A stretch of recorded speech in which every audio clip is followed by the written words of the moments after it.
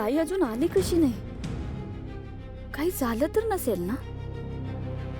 नाही नाही नाही, ती बाबांना भेटली असेल आणि त्यांनाच घेऊन येत असेल. हां, पण खूप वेळ झालाय आणि मी तिथे जाऊही शकत नाही, कारण नकाशा सुद्धा ताईकडेच आहे. काय करू? जाऊ का त्या मंदिरात?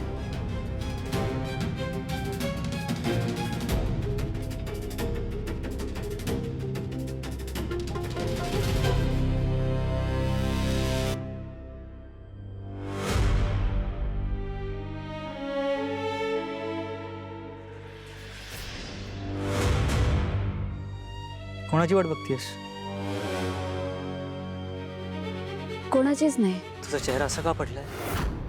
काय झालं? वेदाच्या बाबांना सगळं सांगून टाकते. निदान ताईला शोधायला त्यांची मदत तरी होईल ना. मीरा,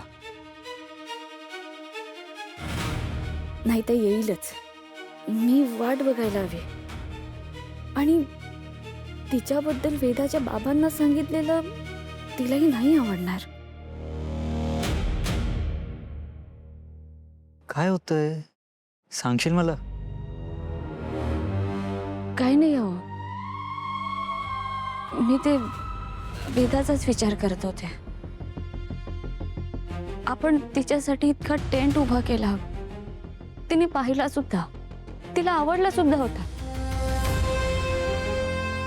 मग अचानक काय झालं तिला?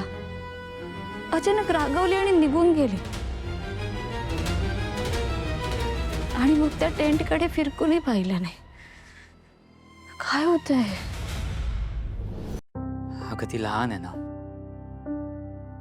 आपल्याला गोष्टी तिच्या कलेने घ्याव्या लागतील. तिला जरा वेळ द्यावा लागेल. पण तिच्या आवडणाऱ्या गोष्टी परत करून तिचं मन जिंकायची तुझी आयडिया कमाल आहे. चल, जास्त विचार करू नकोस. चल, चुकीचं.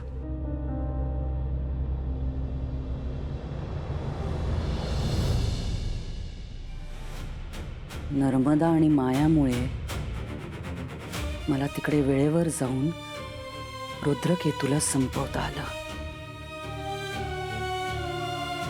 पण मीरा आणि अंबिकाही तिकडे जाऊन आल्यात. म्हणजे त्यांना सगळं कळलं असेल का?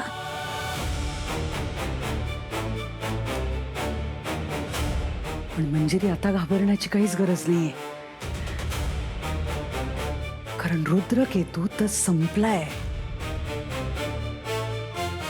आणि त्याच्यासोबत तुझ्या अंताचं रहस्यही संपलंय.